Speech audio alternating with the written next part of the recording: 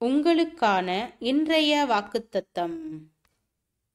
உங்கள் தகப்பனாகிய ஆபிரகாமையும் உங்களை பெற்ற சாராளையும் நோக்கி பாருங்கள். அவன் ஒருவனாயிருக்கையில் நான் அவனை அழைத்து அவனை ஆசீர்வதித்து அவனை பெருக பண்ணினேன். கர்த்தர் சீயோனுக்கு ஆறுதல் செய்வார். அவர் அதன் பாழான ஸ்தலங்களையெல்லாம் தேறுதல் அடையச் செய்து அதன் வனாந்தரத்தை ஏதேனை போலவும் அதன் அவாந்தர வெளியை கர்த்தரின் தோட்டத்தைப் போலவும் ஆக்குவார். சந்தோஷமும் மகிழ்ச்சியும் துதியும் கீத சத்தமும் அதில் உண்டாயிருக்கும். என் ஜனங்களே, எனக்கு செவி கொடுங்கள். என் ஜாதியாரே, என் வாக்கை கவனியுங்கள். வேதம் என்னிலிருந்து வெளிப்படும்.